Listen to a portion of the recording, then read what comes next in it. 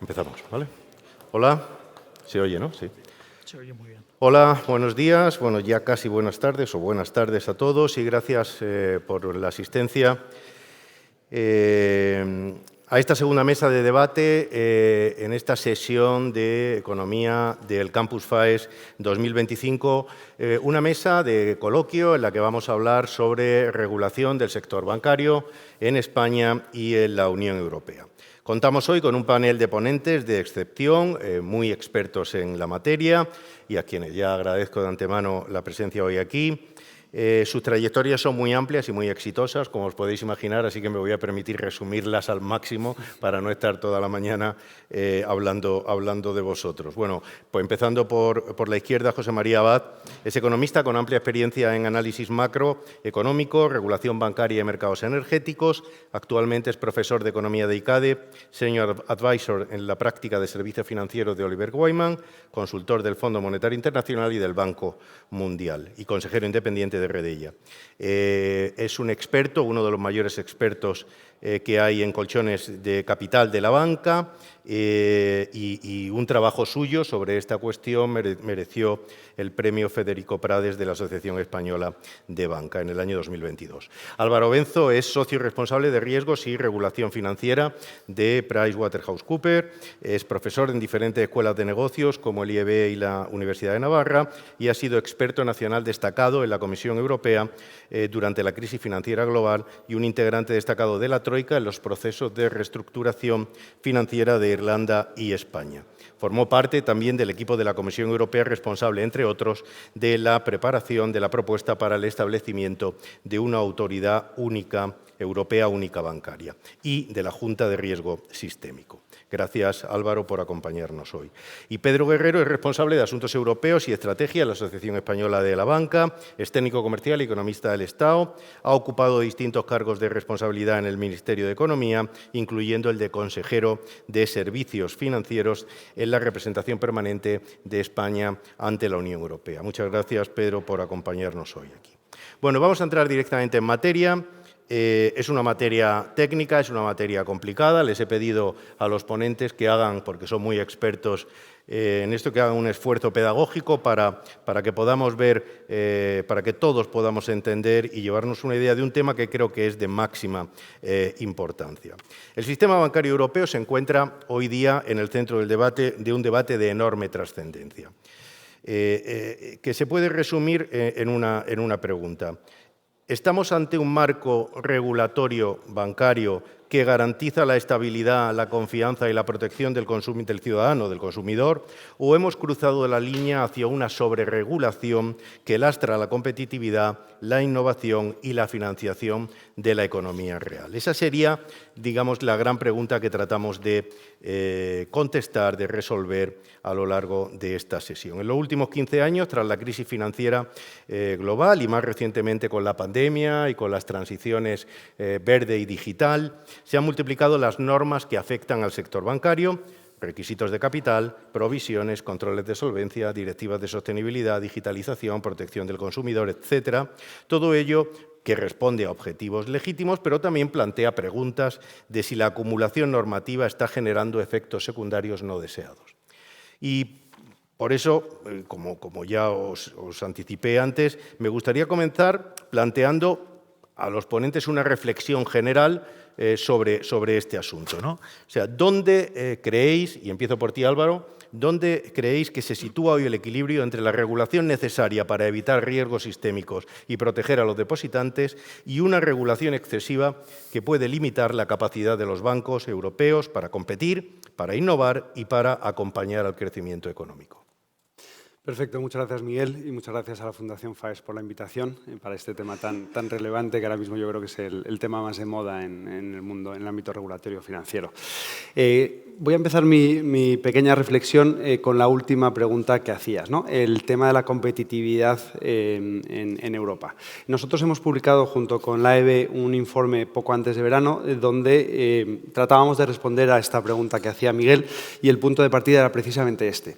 Partiendo de la reflexiones del informe, el grupo de expertos, el llamado informe Draghi, y los 800.000 millones que ellos estimaban que eran necesarios como inversión en Europa de manera anual para poder llegar a los niveles de competitividad que Europa debería tener, nos hacíamos la reflexión de si el sistema bancario está preparado para responder a estas necesidades de financiación, sobre todo porque en Europa tenemos una dependencia de la financiación bancaria mayor que en otras geografías, como por ejemplo Estados Unidos, donde los mercados de capitales están más desarrollados, ¿no? Y la reflexión es que en los últimos años se ha complicado tanto el marco regulatorio que este objetivo es difícil, ¿no? En estas diapositivas que estoy proyectando ahora quería dar una imagen de esta complejidad. Sin entrar en tecnicismos ni en demasiada profundidad, yo creo que este gráfico muestra de manera bastante ilustrativa esta complejidad de la que nos hemos dotado en Europa, ¿no? Aquí veis la comparación entre los requerimientos de capital que estableció el marco general que tenemos en el mundo, que es Basilea, a la izquierda, lo que hizo Estados Unidos en la transposición de esos requerimientos, donde simplifica un poco esa estructura, y lo que hemos hecho en Europa, donde hemos complicado sobremanera el marco general que se había establecido para el mundo a nivel global, ¿no? Y ahora que estamos en este proceso de transposición de toda la normativa a los marcos europeos nacionales, nos encontramos con que la Autoridad Bancaria Europea tiene 139 mandatos, más allá de la transposición general que se ha hecho a través de directiva y reglamento, de este marco de Basilea. Eso ya da una idea de la complejidad que tenemos en Europa y que introducimos, en mi opinión, en cierta medida, por el marco institucional, de nuevo, muy complejo que tenemos en Europa. Y eso, como resultado, genera una inflación, por desgracia, en requerimientos regulatorios tremenda, ¿no? Si veis de nuevo también en este gráfico, vemos que en los últimos años, en los últimos 10 años, después de la crisis financiera, los requerimientos de capital han aumentado un 30-40%, y de hecho, en volumen nominal es más o menos la mitad de ese volumen de inversión que establecía el informe Draghi, ¿no? Entonces, si los bancos tienen que aparcar el equivalente a 1.400 millones de, bueno, 1,4 billones de euros todos los años para hacer frente a sus riesgos, pues evidentemente estar en una situación mucho más difícil para poder canalizar toda esa inversión a la economía, ¿no? Y lo que vemos además es que ese capital no está bien utilizado, no es muy eficaz, porque si vemos los riesgos que analizan, que están identificando todos los supervisores, vemos que hay una discrepancia entre lo que debería hacer el capital y los riesgos que han identificado todos estos reguladores. Estamos hablando a nivel internacional de riesgos geopolíticos, de riesgos de modelo de negocio, rentabilidad, estamos hablando por supuesto de riesgos climáticos y muy especialmente también de riesgos no financieros, ligados a la tecnología, por supuesto los ciberataques, a la transformación digital, y sin embargo el capital está ahí para cubrir el riesgo de crédito fundamentalmente. Y lo que vemos es que en los últimos años el riesgo de crédito ha ido descendiendo gracias a la buena gestión de las entidades, gracias a los supervisores, como consecuencia, por supuesto, de la coyuntura económica. Y de hecho los bancos que han tenido problemas en estos últimos años, en Europa, en Estados Unidos y en otras geografías, no han sido por problemas de capital ni de riesgo de crédito, los riesgos más tradicionales. Han caído por problemas como el blanqueo de capitales, lo vimos, lo sufrimos en España y en Andorra con el grupo BPA, lo hemos sufrido en otros países de Europa del Este, lo hemos sufrido también en algún banco del norte de Europa, y en Estados Unidos han tenido problemas fundamentalmente de liquidez, Silicon Valley Bank, Signature y otra serie de bancos. Entonces, ¿por qué estamos intentando reforzar el capital cuando en realidad vemos que los problemas que tiene la banca no se refieren al capital? Y esos son recursos que estamos detrayendo de esa inversión necesaria para la competitividad, como preguntaba Miguel al principio, ¿no? Entonces, nuestra conclusión es que hay que cambiar el foco del supervisor, del regulador. Hay que poner un poco límite, coto, a esta inflación regulatoria que tenemos, inflación en términos de requerimientos de capital, focalizarse más en medidas cualitativas que respondan a este tipo de riesgos no financieros, más novedosos y de una naturaleza muy diferente a los que hemos cubierto toda la vida con capital, y a tratar de simplificar también todo este desarrollo normativo que tenemos con la complejidad de reguladores reguladores en Europa, ¿no? Y un elemento también importante que ya han adoptado, por ejemplo, en el Reino Unido, que es que el supervisor tenga también un mandato que va más allá de la estabilidad financiera y que se extiende a la competitividad del sistema financiero, para intentar contrapesar, en cierta medida, esta tendencia que tienen todos los reguladores, y lo digo habiendo sido regulador y supervisor, a siempre incrementar los niveles de seguridad y de requerimientos en las entidades. Pues muchas gracias, Álvaro. Bueno, pues Pedro, vale, Álvaro nos ha contado que el traje regulatorio a los bancos le queda como demasiado justo, ¿no? Sí. ¿Por qué pasa esto? ¿Cómo lo ves tú? Cuéntanos un poco este equilibrio. Él ha centrado también su exposición en el impacto que tiene esto en la competitividad de la economía europea, tema de máximo interés. Háblanos tú de... Sí, de es esencial. El tema de la competitividad es el principal objetivo que tiene ahora mismo la Comisión Europea y que hay en Europa.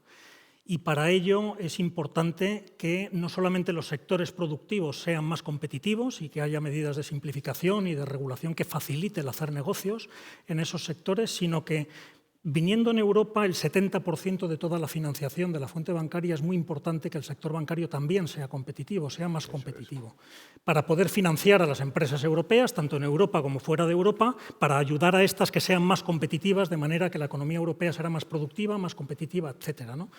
Draghi hablaba de 800 billones. Hay datos que sugieren que podría ser incluso más, ¿no? Si tienes en cuenta las nuevas necesidades de inversión en defensa, que también pues, quieres que haya una base de empresas europeas y de bancos europeos que lo estén financiando, etc.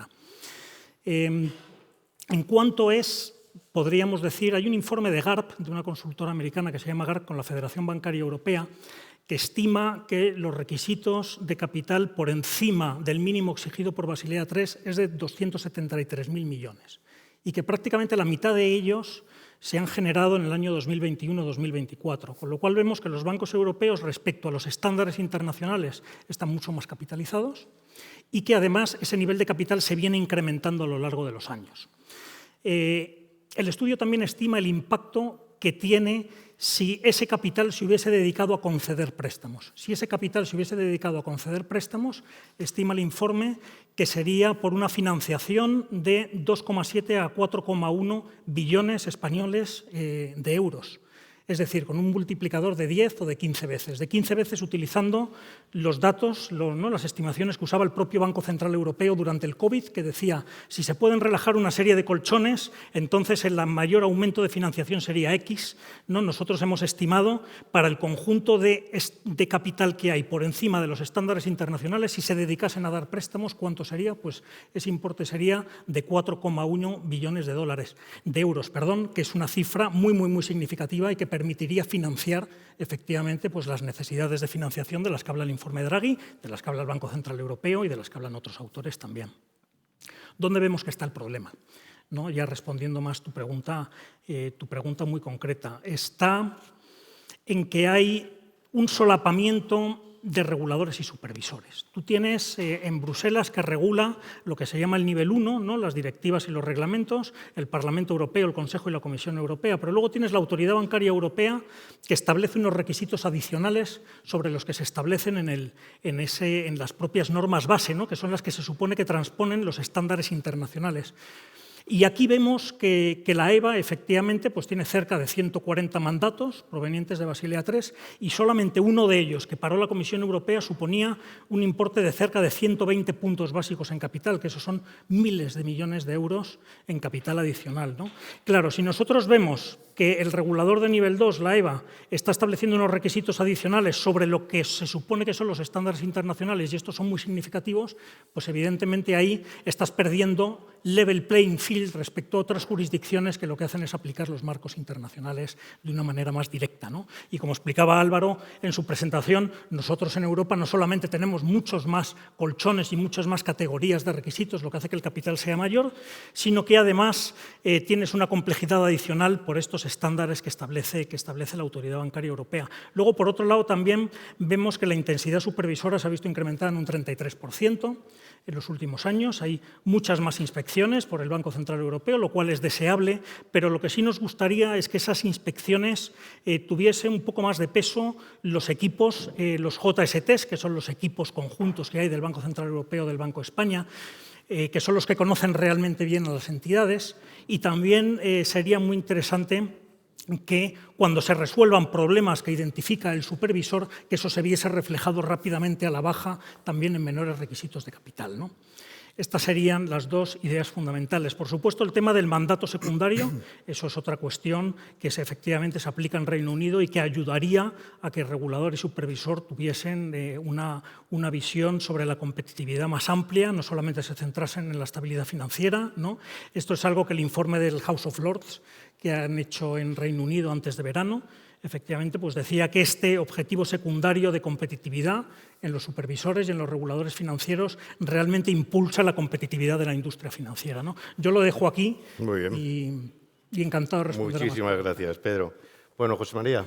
Tengo dos opciones, que es estar de acuerdo con mis compañeros y cerrar esto o discrepar. Voy a discrepar. Vamos a ver. Vamos a ver, creo que discrepo con una cosa que habéis dicho los dos, que es que los bancos europeos están mejor capitalizados. Vamos a ver. El capital de un banco se puede mirar de dos formas. Se puede mirar respecto a los APRs, activos ponderados por riesgo, que es la forma habitual de ver una ratio de capital, y si miras esa métrica, efectivamente, la ratio de capital de CET1 media de los bancos europeos es mayor, significativamente mayor. El MDA, en términos comparables, sería de unos entre 7 y 8 puntos porcentuales en bancos americanos, y en bancos europeos amigos estará entre 10 y 11, o sea que es significativo. Ahora bien, esto asume que tanto el numerador como el denominador de esa ratio son comparables. No lo son, por eso hay otra forma de calcular este capital, que es sobre el total de activos, que es la ratio de apalancamiento o leverage ratio, y hay requerimientos también. Y cuando uno mira esto, lo que se da cuenta es que los bancos americanos de media tienen más capital sobre unidad de activo que los bancos europeos. Por tanto, esa idea de que los bancos europeos están mejor capitalizados es discutible. Me consta que algún gran banco español ha hecho el ejercicio de asumir que está sujeto a los requisitos de capital norteamericanos y que les haría más ratio de capital, incluso a nivel de CET1. Por tanto, yo creo que discreparía en esto. Haría también un matiz aquí que me parece relevante, porque cuando hablamos de bancos europeos, no, este es el problema de utilizar medias, ¿no? Medias de cosas. La media no es nada, o sea, o estás por encima o estás por debajo, nadie está en la media de nada, ¿no? Y esto es relevante a efectos de capital porque no es lo mismo hablar de un banco francés, nórdico o alemán con muy poco capital por unidad de activo que un banco español o italiano con mucho capital por unidad de activo, y sin embargo todos estamos en la eurozona, ¿no? Entonces esto es relevante.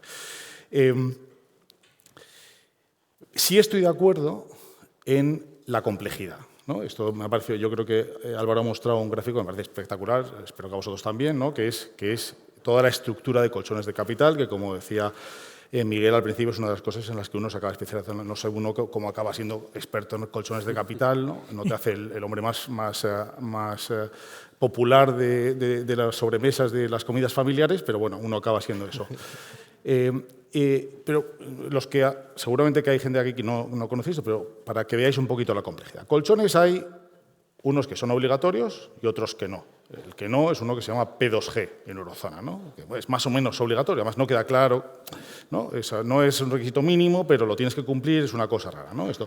Segundo, tienes colchones unos que son cíclicos. José, perdona, explica brevemente en una frase qué es un colchón de capital para los que no lo entienden. Sí, colchón de capital es que... Sí, claro, efectivamente. Una frase. Colchones de capital o sea, tú tienes unos requisitos de capital, que es uno, y entonces luego estos requisitos de capital se dividen en partes, y cada parte la tienes que calcular de una forma distinta, ¿vale? Y entonces esas diferentes cajitas que tú tienes son colchones, ¿vale?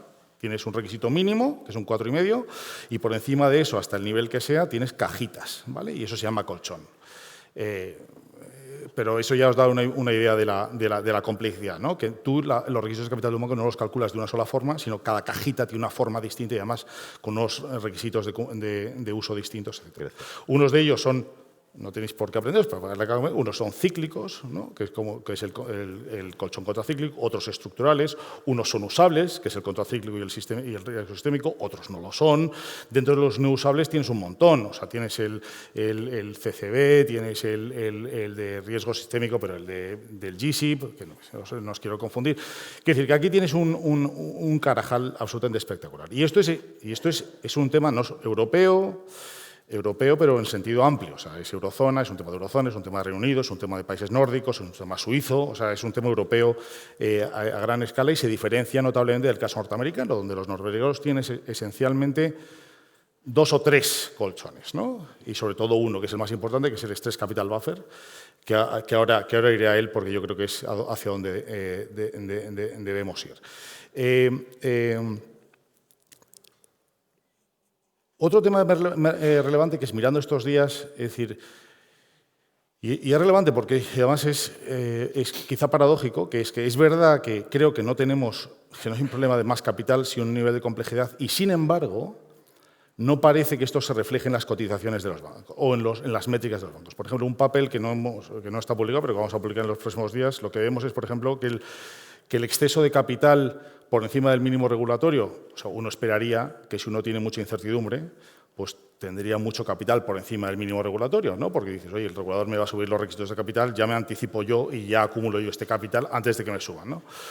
Pero uno se da cuenta que el exceso de capital, que es lo que en inglés se llama el management buffer, es igual, el medio, es igual en Estados Unidos y en Europa, en el entorno del 4,5% de activos ponderados por riesgo en ambas regiones. Entonces dirá, bueno, pues aquí no se refleja.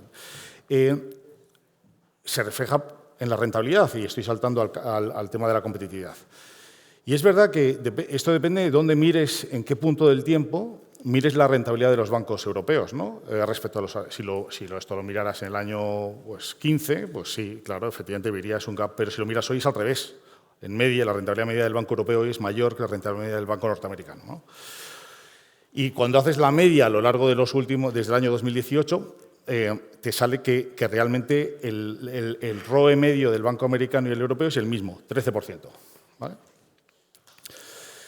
Entonces, y luego te vas a otra métrica, es decir, ¿cuál es el múltiplo al que los bancos cotizados europeos y americanos cotizan? Y te das cuenta que el múltiplo es inferior en el banco europeo. Es decir, que para un mismo nivel medio de rentabilidad de ROE a lo largo del ciclo, los bancos europeos cotizan a un descuento frente a los bancos americanos. Ergo, y estamos llegando ya al diagnóstico, los bancos europeos cotizan con un coste del equity, con un perfil de riesgo percibido por el mercado mayor que los bancos americanos.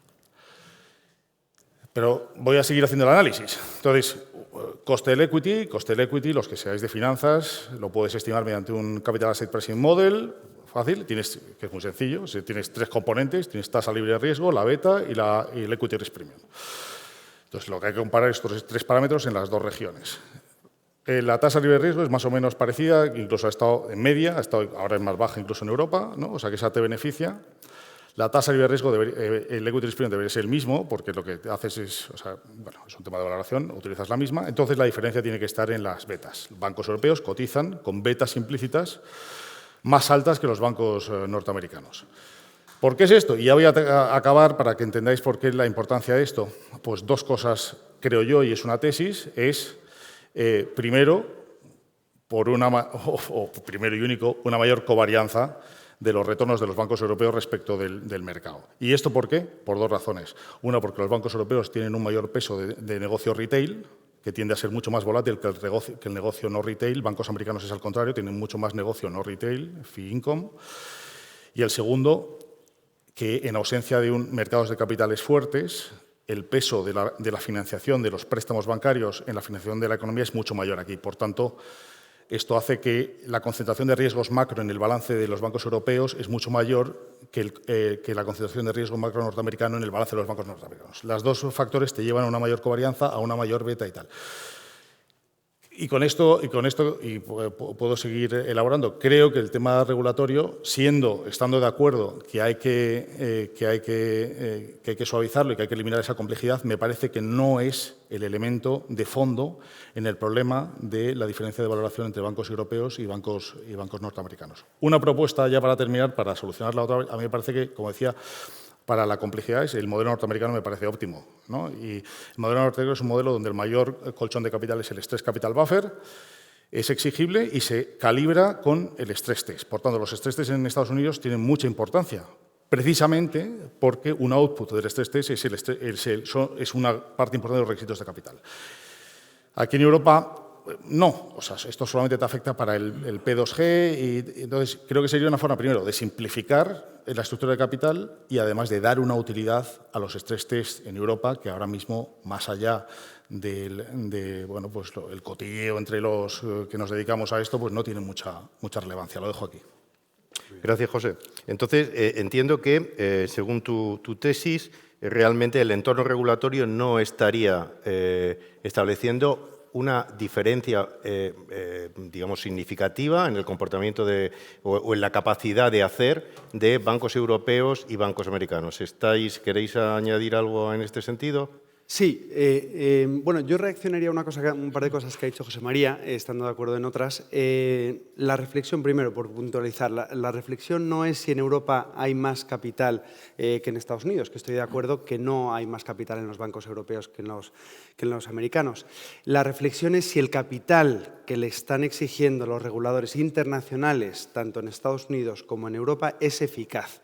Y la respuesta es no. De hecho, en Estados Unidos, hace muy poco, han caído varios bancos y han caído por motivos diferentes del capital. Entonces, ¿ese capital se está utilizando de manera eficiente?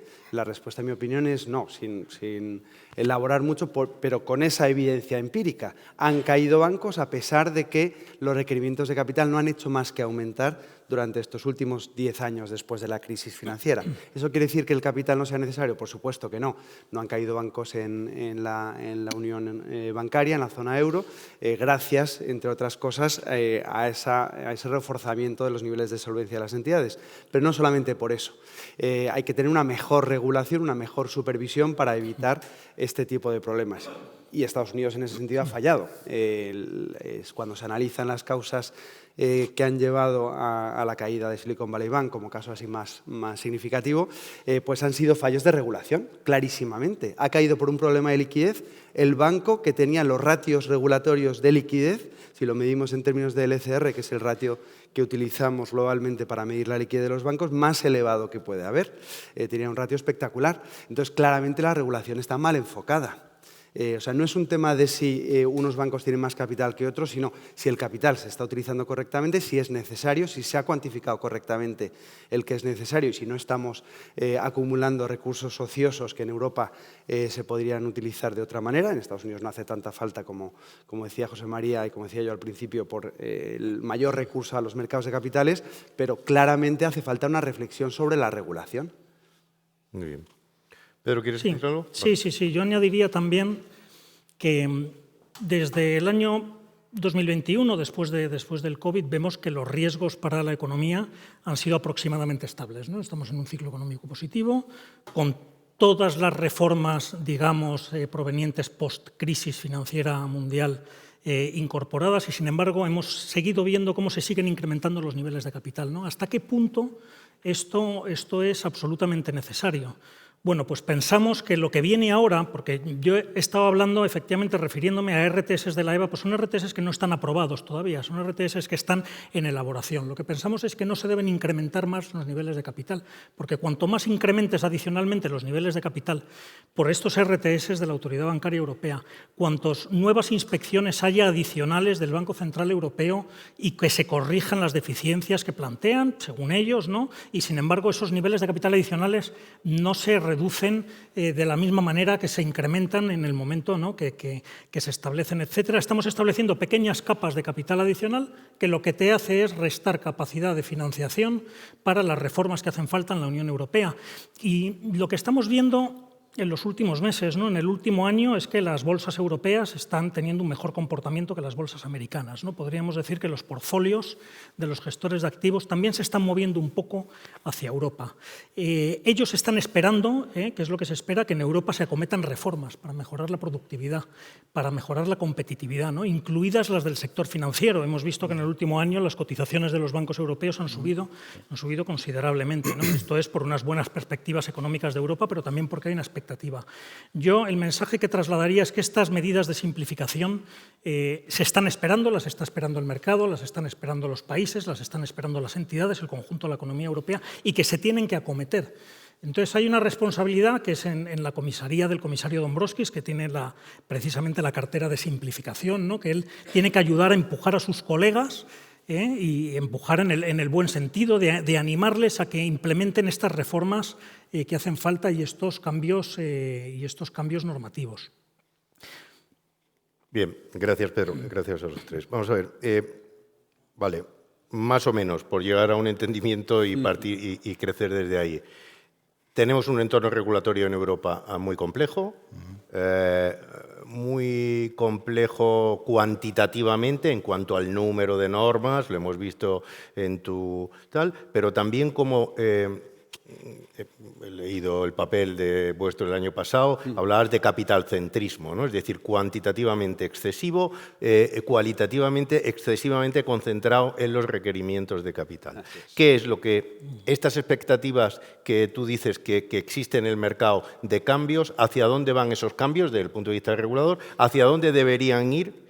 Y luego una cosa que me ha llamado la atención. Has dicho que ha habido varios bancos en Estados Unidos que han caído por regulación y me viene a la mente la acusación prácticamente unánime de la crisis global de 2008 de que los bancos caían por desregulación, por la parte de regulación. Es decir, sabéis que políticamente, a lo mejor en unos ámbitos del espectro político, la desregulación bancaria no vende, ¿vale? Quizá porque hemos tenido episodios en el pasado muy tal. ¿Estamos hablando de desregular? ¿De qué estamos hablando? Ahí os lo digo. Es decir, ¿qué se está haciendo? ¿Qué se debería hacer? ¿Cómo vendemos esto políticamente, ¿no? En el ámbito de que la desregulación es mala, ¿no? Y Reagan un demonio. Si os parece, empiezo yo. Efectivamente, esa es la cuestión. Y parafraseando a una persona del Banco de España, a Montse Martínez Parera, antigua vicepresidenta de la CNMV, ella decía que la postura del regulador, que está de acuerdo con esta reflexión, no es que haya que desregular, y de hecho les da mucho miedo desregular, sino regular mejor. Entonces, cuando hablamos de simplificación regulatoria, no se trata efectivamente de desregular y crear agujeros negros, sino de simplificar o hacer la regulación más eficaz y más eficiente. Regular de manera que sea útil y que de verdad ataque los problemas que hay que atacar, ¿no? Y por eso ponía los ejemplos de bancos que han caído.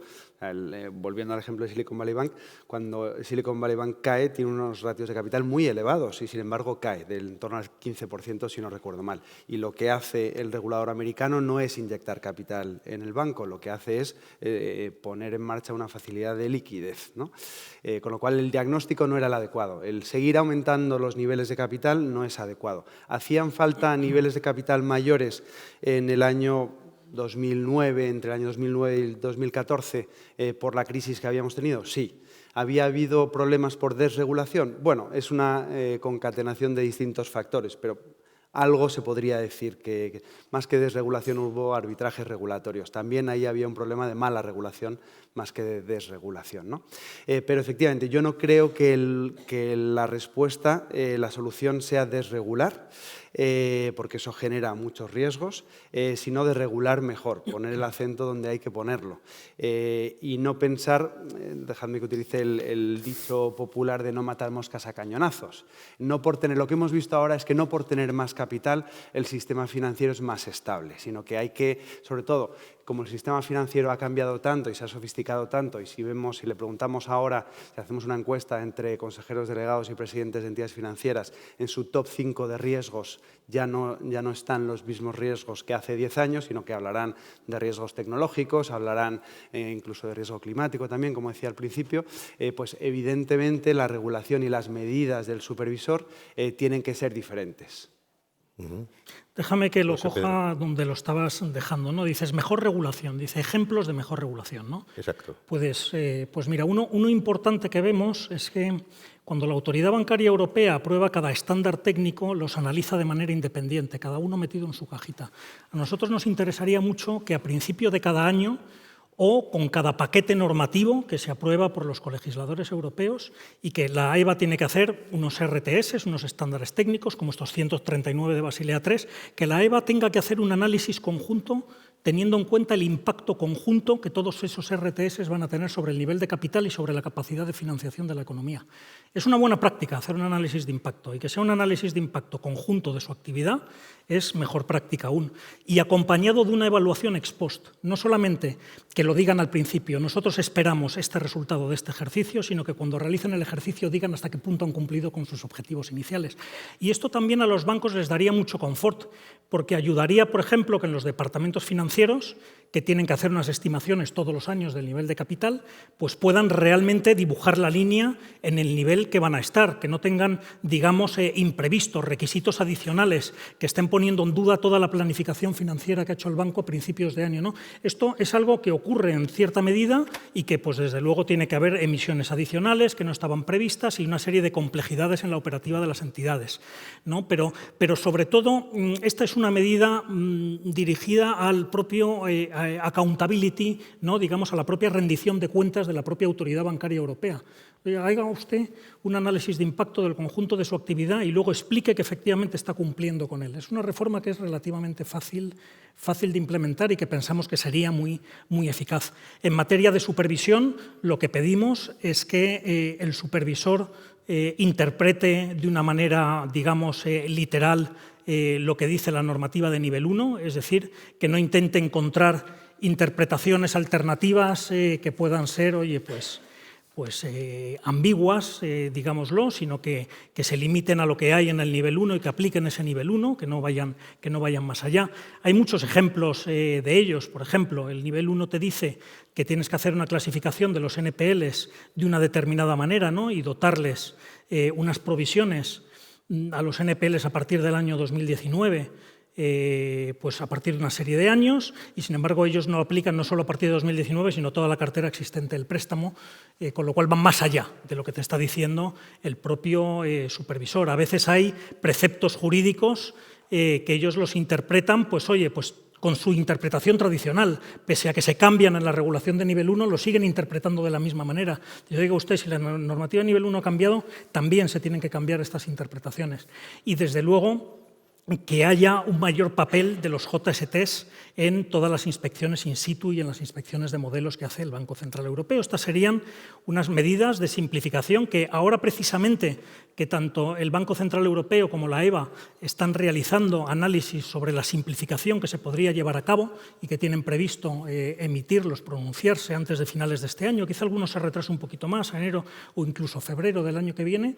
Pues bueno, nosotros desde AEB vamos a publicar un informe conjuntamente con las otras dos asociaciones bancarias. Es un informe que ya hemos compartido con los reguladores, pero que lo estamos terminando de maquetar y lo vamos a publicar con una serie de recomendaciones específicas dirigidas precisamente a estos análisis que están llevando a cabo la EBA y el Banco Central Europeo y el SSM para mejorar la simplificación, que no desregulación, en el sistema bancario. Y sabemos que la Comisión Europea también el año que viene hará un informe de competitividad, donde también podrán entrar otras cuestiones adicionales. Luego, creo que es un informe que llega en un momento muy adecuado, cuando el debate es de máxima importancia a nivel europeo. Lo vamos a publicar próximamente y bueno, pues oye, os lo distribuiremos a todos para que lo podáis leer y espero que se tenga en cuenta también en la medida de lo posible. José, ¿cómo ves tu capitalcentrismo? ¿Tú ves, por lo que has dicho antes, detectas esa necesidad tan perentoria de reformar la regulación bancaria en Europa? Por lo que te conozco, sé que los colchones de capital, a pesar de ser experto, no te gustan nada. No. Cuéntanos. No, vamos a ver, yo creo, yo creo que el diagnóstico todavía no lo hemos centrado, ¿vale? O sea, voy a mi punto anterior. Y esto es importante centrar el diagnóstico porque cuando el diagnóstico no es correcto empiezas a adoptar medidas que son subóptimas por definición. Entonces, diría dos cosas. El primero es, con respecto al tema de capital, mi punto anterior sigue es el mismo, creo que sigue un elemento de complejidad que es el que veis. Yo creo que el gráfico de Álvaro lo ejemplifica y la propuesta es muy sencilla. Es decir, si veis Europa, ¿no? Tenéis muchas cajitas, eso implica mucha cajita, mucha complejidad, y Estados Unidos menos cajitas, menos complejidad. Pues converger a un modelo como el americano. O sea, yo creo que eso me parece que es de cajón. Como decía, además, un efecto colateral es que le das importancia a los stress test que ahora mismo no la tienen, o desde luego la importancia de los stress test europeos es mucho menor de la que es en en Europa.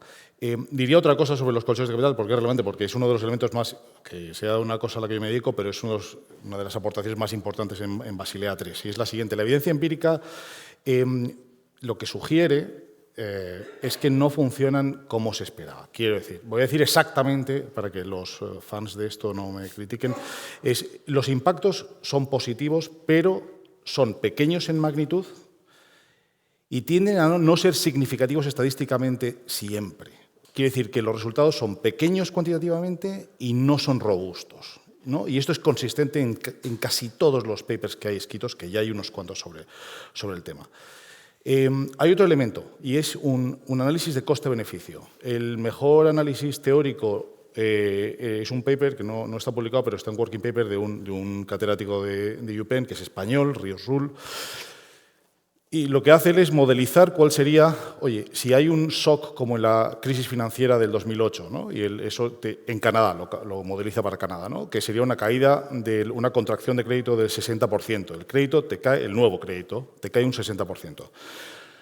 ¿Cuál sería el impacto de una liberación de capital, de colchones de capital, de 5 puntos para una ratio de capital en Canadá de casi 15? Es un tercio de tu ratio de capital, ¿vale? Pues el impacto, dice él, oye, el impacto es muy potente, sería de 10 puntos porcentuales. Quiere decir que la contracción pasaría de 60 a 50.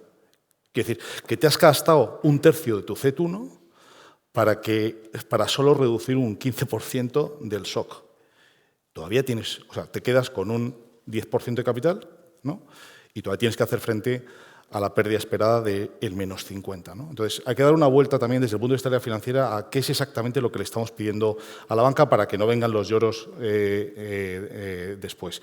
Hay otro tema también que tiene que ver con el mal diseño. No voy a entrar en esto. Hay un paper por el que me dieron un premio FETI en el 2022 que decía antes, que si queréis podéis visitarlo y ahí lo explico. El tema de los incentivos es un mal diseño, pero hay otro elemento que entenderéis mejor, que es el caos asociado a esto. O sea, en marzo del año 20, en medio del COVID, se liberaron todo el colchón contracíclico, esencialmente, que es una de esas cajitas, y esencialmente el regulador te decía, oye, esta cajita de aquí no la tienes que cumplir, de aquí pasa a cero, quiere decir que tus requisitos de capital bajan, y eso lo tienes que utilizar para conceder crédito. Fenomenal. Esto era en marzo. Y luego salió un guidance, que lo dieron meses después, lo cual ya es tremendo, ¿no? que haya decalaje entre el guidance y la acción, pero eso lo dejamos para otro momento. ¿No? Y dice, y no te voy a exigir que reconstruyas esto hasta al menos finales del 22. Bueno, pues en octubre de ese mismo año, año 20, la autoridad macroprudencial noruega, que no está tan lejos nuestra, ya estaba subiendo otra de esas cajitas, que es el colchón de riesgo sistémico. Entonces tú hablabas con el supervisor y decías, sí, pero es que me bajas una cosa, me subes otra. Ah, claro, no, es que son cosas distintas. Oiga, si los dos es C1, ¿el efecto neto cuál es? Me quedo igual que estaba. Entonces, creo que además de temas de incentivos, hay un tema de caos interno en todo esto que es absurdo y que, aunque decía yo antes que esto no me parece que haya un efecto material en valoración relativa entre bancos, sí me parece, lo que es evidente es que primero es absurdo porque creas unas expectativas en todo el mundo que trabaja en el ecosistema absurda y luego el coste de distracción, como decía Miguel, yo soy consejero de una empresa cotizada y el tema de coste de distracción es relevante, es decir, si tú tienes un tiempo limitado, si se lo estás dedicando a cumplir requisitos regulatorios, no se lo estás dedicando a hacer negocio, ¿no? Por tanto, creo que es una situación simplemente de ineficiencia. Quería hacer un comentario adicional a una cosa que se me ha pasado antes, que ha dicho Pedro, que es el tema de, oye, si yo tuviera menos capital, podría prestar más. A mí lo de prestar más, o sea, yo lo cogería con... Suena bien, oye, presta más, fenomenal, ya. Dos cosas. Uno es, yo creo que lo importante aquí es prestar bien, no prestar más. Porque si prestas más y esto te lleva a que hay pocas oportunidades de inversión rentables y por tanto tienes que acabar prestando otras cosas, pues te acabarás lamentando.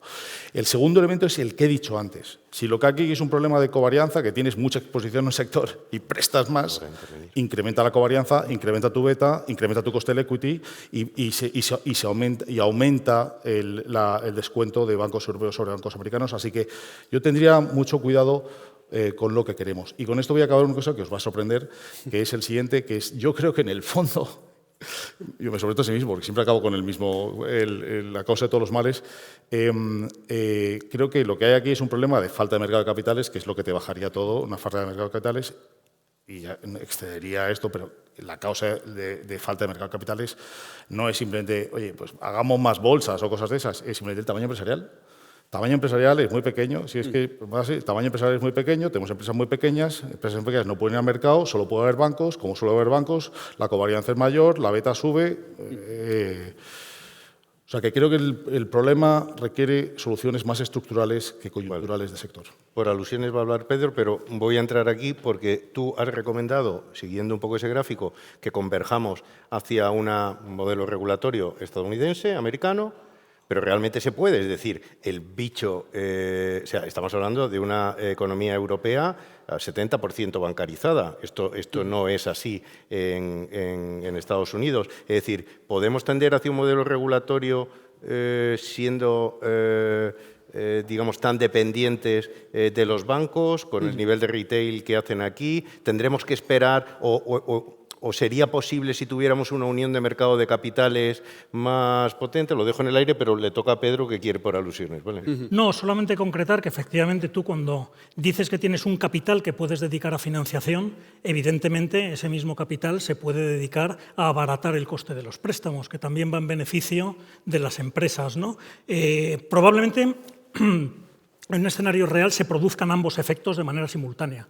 Tú tienes que un capital adicional lo que te va a hacer es restringirte parcialmente la capacidad de financiación que hay a largo plazo. Y no estamos hablando de la capacidad de financiación el año que viene ni dentro de 2 años, estamos hablando de la capacidad de financiación en un plazo de tiempo largo. Es decir, y tenemos que tener en cuenta situaciones del ciclo que puedan ser distintas, que puedan ser menos expansivas que las que tenemos ahora, con menor liquidez, porque ahora hay bastante liquidez y parece que esa necesidad adicional de capital, que esa necesidad adicional de financiación te puede dar la impresión de que puede no estar ahí, pero dentro de 3 años sí, si no haces las reformas ahora y si no estableces el marco adecuadamente ahora, pues dentro de unos años, cuando haga falta esa necesidad de financiación, no la vas a tener, ¿no? Y evidentemente hay otro impacto que lo vas a tener en vía precios. Cuanto más capital establezcas, más caro es el coste del pasivo de los bancos, cuanto más caro es el coste del pasivo de los bancos, más caras son las hipotecas y son los préstamos a empresas. Eso es matemáticamente así, teniendo en cuenta que España es el segundo país de la Unión Europea con las hipotecas más baratas y con la financiación a pymes más baratas también. Es de los países más baratos y más competitivos que hay, ¿no? Pero evidentemente niveles de capital adicional pues en todos los países suponen un efecto vía cantidades y un efecto vía precio, que es más difícil de cuantificar, ¿no? Por eso el estudio de GARP no lo hace, pero que evidentemente está ahí. Por otro lado, dices mercados de capitales. Estoy muy de acuerdo con lo que mencionas, que los mercados de capitales son esenciales, pero lo que tenemos es que ahora mismo los bancos financian el 70% de la actividad económica. Y los mercados de capitales no los vamos a desarrollar en los próximos 10 años. Para eso hacen falta muchas cosas. Por ejemplo, hacen falta infraestructuras de mercados centralizadas. Ahora mismo cada país tiene sus bolsas distintas, sus mercados de compensación y liquidación. Sería bueno que eso, pues bueno, pues que hubiese una consolidación ahí, te generaría un pool de inversión común para toda la Unión Europea, donde se encontrasen ahorradores e inversores. Ahora mismo el ahorro y la inversión está segmentado en la Unión Europea. Está muy segmentado en la Unión Europea, por tanto, de ahí el papel muy importante que tiene la competitividad de los bancos en ayudar a la competitividad de las empresas. Muy bien. Álvaro, a este nuevo paradigma regulatorio al que vamos, ¿hay algún riesgo? O sea, estamos muy de acuerdo en que hay que mejorar la regulación, pero ¿asumimos algún riesgo con este cambio de paradigma? Yo creo que no. Y la pregunta que hacías antes viene muy al hilo de esta que haces ahora, ¿no?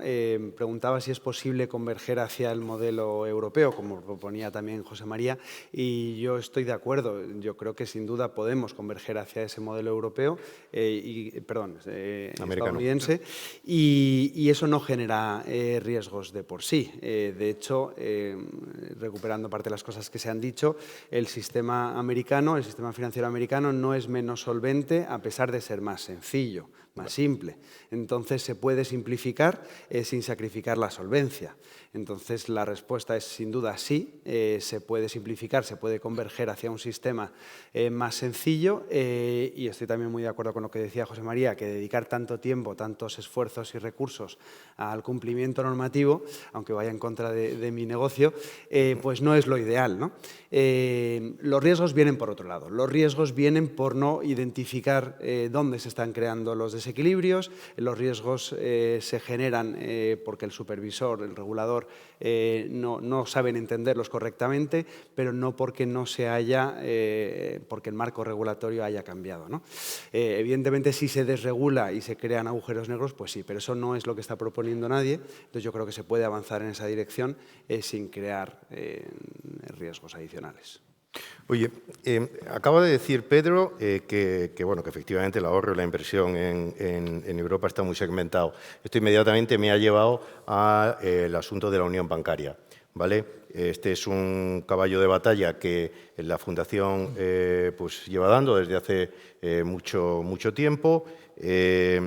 Empieza a ser como la Champions para el Atleti, es decir, algo que parece que nunca va a pasar, ¿sabes? O sea que, ¿en qué situación veis vosotros que estamos? Evidentemente hay un bloqueo, eso ya nadie lo niega, pero ¿qué es lo que se necesitaría para, en el contexto este que estamos hablando, si sería, en qué medida esa unión bancaria serviría para contribuir a los objetivos de los que estamos hablando? ¿Qué tenemos que hacer para que esto pase?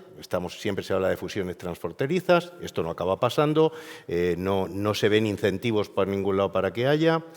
Incluso las fusiones que se manifiestan a nivel nacional acaban siendo muy contestadas. Bueno, ¿cómo veis el asunto de la unión bancaria? Me da igual, como el que quiera empezar. Pedro, si quieres. ¿Empiezo yo? Bueno, fenomenal. Bueno, la unión bancaria se establece en el año 2012, tiene 3 pilares. Una supervisión única, que existe, que es el Banco Central Europeo en su función supervisora para los países de la eurozona. Un mecanismo de resolución único, que también existe y que muy recientemente, hace unos meses, pues se ha aprobado la última norma que un poco refuerza ese marco europeo de resolución bancaria y que es un marco que es complejo, es verdad, pero es que la Unión Europea es compleja, es que son 27 países, cada uno, permitidme la expresión, de su padre y de su madre, y hay un Parlamento Europeo y hay una Comisión Europea. Se ha hecho de manera compleja, pero al final el resultado es positivo para la estabilidad financiera. Con lo cual, podemos decir que tanto la supervisión está ahí, el marco de resolución con sus complejidades, que podría simplificarse, sin duda alguna, eso sería un buen ejercicio. Ojalá este énfasis de la simplificación hubiese empezado antes de aprobar esta norma, ¿no? Igual se hacía un poquito más sencilla. Y por último queda lo que se espera, y lo que se espera en el largo plazo, que es el Fondo de Garantía de Depósitos. El Fondo de Garantía de Depósitos común es algo en lo que no hay avance. No hay avance por una serie de reticencias, de miedos, al final, y básicamente el debate se traslada a por qué el país A tiene que pagar la quiebra de los bancos del país B, ¿no? ¿Por qué el sector bancario del país A, con su fondo de garantía de depósitos, tiene que pagar la quiebra de los bancos del país B? Y esto es una cosa que en determinados países de la Unión Europea genera una enorme reticencia política. Quizá lo que necesitamos es otra crisis financiera importante para darse cuenta de que esa conclusión sacada después de la crisis financiera internacional, ese fondo de garantía de depósitos común, ese EDIS, era algo muy importante en lo que se debía avanzar. Según se va olvidando la crisis financiera internacional, va quedando un poquito rezagado, ¿no? Yo espero que se pueda hacer algo en esta dirección antes de que efectivamente venga otra crisis financiera a nivel europeo que ponga otra vez de relevancia la importancia de este mecanismo. Entiendo que mantenemos las discrepancias norte-sur, ¿no? Es decir, son los más Alemania, la que se queja de qué tal, pero en el fondo, digamos, la solvencia del sistema financiero después de la reforma financiera que hubo en 2013 ha crecido muchísimo y, sin embargo, Alemania sigue teniendo sus Sparkasse, sus cajas, digamos, de ahorros, ¿no? Que son opacas y que tampoco tal. ¿Cómo ves el asunto de la unión bancaria, Álvaro? Pues yo estoy muy de acuerdo con lo que dice Pedro. La asignatura pendiente, sin duda, es el Fondo de Garantía de Depósitos único y, como tú bien dices, Miguel, además ya afortunadamente hemos superado ese prejuicio que había de que los sistemas financieros en países como como España, Sí. eran peores o tenían un perfil de riesgo mayor que el de otros países. Eso se ha visto que no es así ahora en absoluto, ¿no? Y de hecho es uno de los sistemas financieros más eficientes, más solventes, etcétera, etcétera. Y lo vemos con los resultados de los stress test. Pero sin embargo, seguimos sin ver fusiones transfronterizas, entidades más grandes que puedan competir con las de otras geografías como Estados Unidos, pero también como Asia. Entonces, sin duda, tenemos que seguir avanzando en esa línea del Fondo de Garantía Único, pero también hacer una reflexión sobre por qué no se producen esas fusiones transfronterizas, ¿no? El ejemplo más reciente quizás es el de Portugal, donde hemos vuelto a ver una vez más palos en las ruedas para poder plantear una fusión transfronteriza. Ese quizás, además del Fondo de Garantía de Depósitos Único, es la reflexión con la que yo me quedaría. La injerencia que todavía existe, las trabas que todavía existen para poder construir de verdad entidades transfronterizas en Europa, en la zona euro sobre todo, a pesar de que tenemos ya mecanismos de supervisión y de resolución que son paneuropeos. Porque sinergias se entiende que se hay, lo que hay son palos en las ruedas políticos, ¿no? ¿O es una cuestión de sinergias? También O sea, es una cuestión de sinergias. También hay una cuestión de sinergias, porque un banco a nivel europeo no puede asignar el capital, por ejemplo, más en su matriz, sino que cada filial individualmente en cada uno de los países tiene que estar absolutamente capitalizada. Eso hace que las adquisiciones pues se obtengan menos sinergias de costes, evidentemente. José. Sí. Yo pasé una parte de mi vida en un gran banco de inversión en Londres, haciendo números, y aquí mi problema con... Vamos a ver, la unión bancaria sobre el papel es fantástica, ¿no? Ahora, cuando uno va al número exactamente, dices, vale, se va a fusionar, va a haber una oferta de un banco español sobre un banco francés, fenomenal. Qué divertido, qué tal. Vas al número y dices, ¿y las sinergias de costes? ¿Cuáles son? Es decir, es que no hay caso. Pues no hay, sinergias de costes no hay. Y si no hay, tampoco hay de revenues, de ingresos, que generalmente no las hay, pero en este caso incluso menos. Entonces, esa es o sea, desde el punto de vista de negocio, realmente lo que te da valor a una operación de estas es que eres más eficiente y que puedes tener sinergia de costes. Si esto ya desaparece en el punto 1 de la operación, me parece difícil. Segundo, es verdad que ha pasado tiempo y esto luego ha mejorado algo, pero el gobierno alemán bloqueando la fusión entre Deutsche Bank y Commerzbank. Y este caso fue particularmente, o ha sido particularmente relevante, porque hay otra fuente de potenciales sinergias que es relevante, que son lo que se llama sinergias de capital, que es el Fondo de Comercio Negativo, Badwill, que se llama, que es muy sencillo. Esencialmente es un banco que cotiza por debajo del valor en libros y te compras todo el valor en libros, ¿no? Algo que cotiza 0,5, pagas 500, pero te llevas el 100% de tu valor en libros, ¿no? Entonces, Badwill porque te llevas lo otro gratis, se supone, ¿no? No es exactamente así, ¿no? Pero eso es. Y en esta operación eso es lo que se impidió y la operación se cae porque de repente llegó el gobierno alemán y dijo, un segundo. Y digo, sí, Badwill, Fondo de Comercio Negativo, sí, dos cosas. Uno es, te lo voy a tratar, ¿no? Agencia Tributaria Alemana, te lo voy a tratar como ganancias de capital. ¿Vale? O sea, ya pierdes un 20 y tantos % de eso, fenomenal. Y lo siguiente es que se nos ha ocurrido que Commerzbank necesita más provisiones. Y el comprador dice, pero ¿no estaba bien provisionado antes? No está, ¿por qué no le exigió el año pasado que provisionara? ¿Por qué le exige exactamente el momento? Pues sí.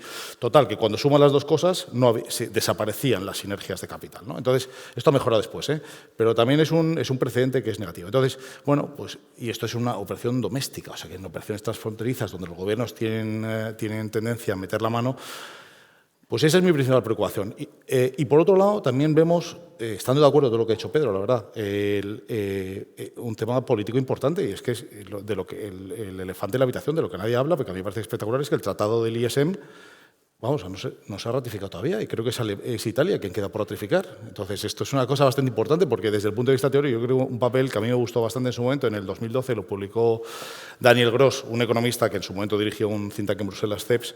Él lo que decía es que, en el fondo, la diferencia entre Estados Unidos y Europa era el FDIC. Entonces, que el FDIC, que es el Fondo de Resolución norteamericano, era realmente el mecanismo de compartición de riesgos que permitía la existencia de la Unión Bancaria Norteamericana.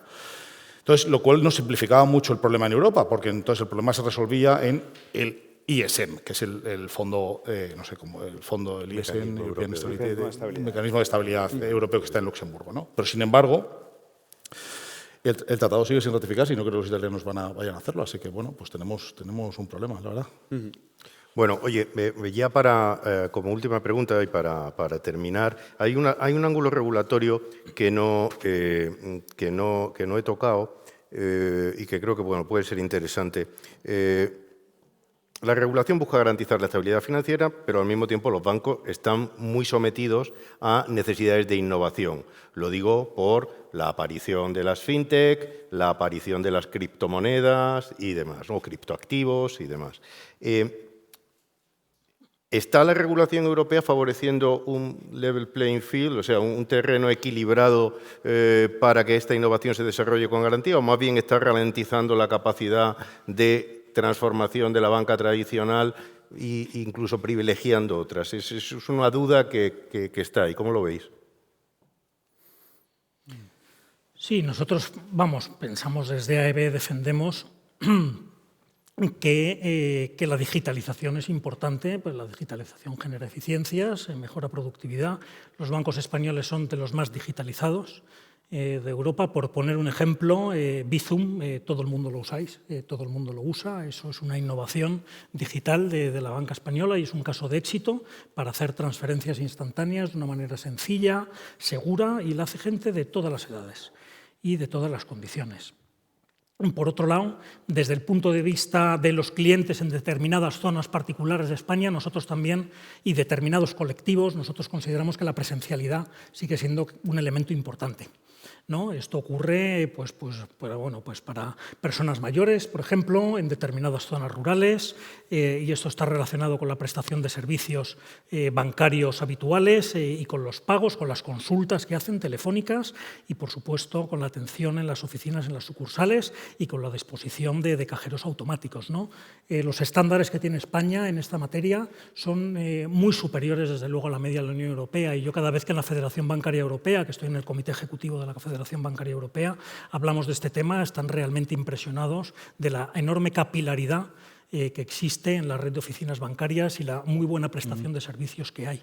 Luego, la banca española consigue hacer ambos, un gran nivel de digitalización y estar a la vanguardia en muchas cuestiones, con una prestación de servicios también muy personalizada a aquellos colectivos que específicamente necesitan una atención más presencial, una atención más tradicional. Y entiendo que la regulación europea...